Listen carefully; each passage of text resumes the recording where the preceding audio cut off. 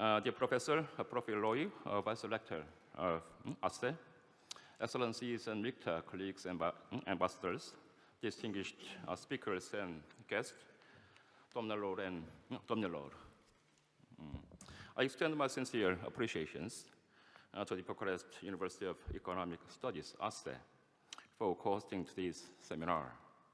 The role of MIKTA in a challenging world, it is on my honor to work closely together with my MIKTA colleagues, and in particular, I would like to express my thanks and appreciation to Indonesia for its stewardship of MIKTA over the past year, and I also congratulate Mexico as the new chair this year.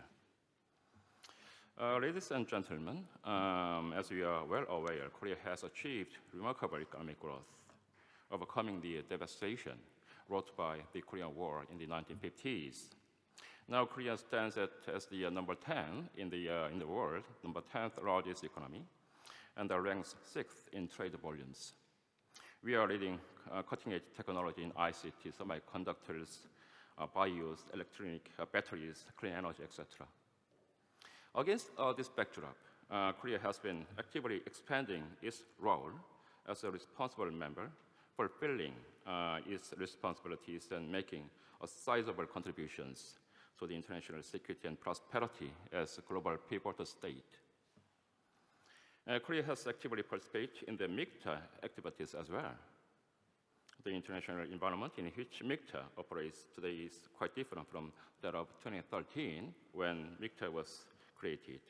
That is why I think it is both timely and meaningful to review MIKTA's performances for the past decade and to hold constructive discussions on whether MIKTA is still valid and relevant in responding to emerging international challenges and what we can do further on. While MIKTA members are marked by diversity, but I believe we share characteristics which make up practical partners. First, we are a like-minded country on many global issues, sharing common interests in promoting democracy and a rule-based international order. Second, we believe in open trade and economic development. All the MIKTA members are G20 members as well, and we firmly believe that we can further prosper when we respect the rule-based international order, including trade and investment area. Third, as members of the United Nations, the G20 and the World Trade Organization and the Global Partnership for Effective Development Cooperation, we are all active contributors on the global stage. Over the past decade, MIKTA has contributed to adding our voice in strengthening global governance and made efforts to solve international challenges and strengthen multilateralism as a bridge builder between the developed and developing countries. Fourth, MIKTA has been speaking with one voice on a wide range of topics, not only at the UN, but also at the Human Rights Council, WHO, and other international organizations and multilateral fora. In particular, last year, under the initiative of the Indonesian chairmanship, the first MIKTA leaders gathering convened. This represented a significant milestone which enabled our countries to reflect on our decades-long commitment to strengthening multilateralism. Our leaders shared concerns on the challenges to the global environment, as well as other multidimensional crises that are endangering global stability, growth, and prosperity.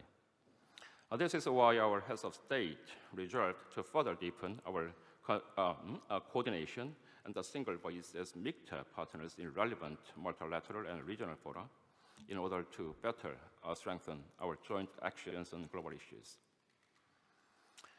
Dear guests, as we all agree, we stand at the juncture of Zeit anwende momentum after the Russian invasion of Ukraine, where our beliefs and common values are turned inside out. Some are talking about the fragmentation of the international politics. The multilateralism spearheaded by the United Nations is receding, making way for unilateralism among aligned countries. In retrospect, when international politics was teetering on the edge, the humankind pulled together is the collective wisdom to overcome the challenges. In facing such a situation where everything is murky and unclear, one of the most important elements to bear in mind when navigating such a water is friends and partners. We have to forge a foundation of friends and like-minded partners who share the same values and same perspectives. The Minister of Foreign Affairs of Korea, Jo Tae-yeol, my boss, mentioned at the recent MIKTA Foreign Ministers meeting last week in Brazil that in an increasingly polarized world, MIKTA, with its unique cross-regional foundation, has a pivotal role to play in bridging divides and promoting global solidarity. And my minister made it very clearly pointed out the following points. Number one, we should focus on enhancing MIKTA's visibility on the international stage in order to strengthen our voices. Second, MIKTA should embark on signature projects to help address some of the urgent challenges facing the global community. One example here is the proposal of Indonesia to enhance agricultural productivity through technology and innovation in Africa by strengthening the partnership between MIKTA and the African region. Point number three, we should focus our efforts on selective issues where MIKTA's voice truly matters and rightly heard. Food security and digital transformation are some examples. Number four, we should contemplate adopting a more innovative MIKTA plus alpha approach. By engaging with other countries, regional and international organizations, and the private sector, we can enhance MIKTA's overall impact. In closing, MIKTA is a partnership among friends and like-minded partners that want to actively contribute to the common good of the international community. It is no doubt that a world order in transition phase poses challenges to MIKTA.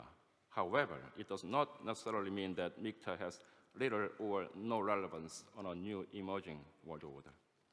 How MIKTA can contribute in the face of challenges in the international community depends on what we do and how we do more effective way. We need to take deliberate actions and put them into context in order to fulfill our interest and role within the international community. With our multifaceted approach and through enhanced cooperation, MIKTA has the potential to contribute to revitalizing the rule-based international order. Given its collective capabilities and geographical representativeness, MIKTA could be better positioned to lead the mission than others. As MIKTA continues to strengthen and evolving in more substantive way, I expect we will find many more opportunities to cooperate and to have our voice heard jointly on issues of major global challenges. I thank you.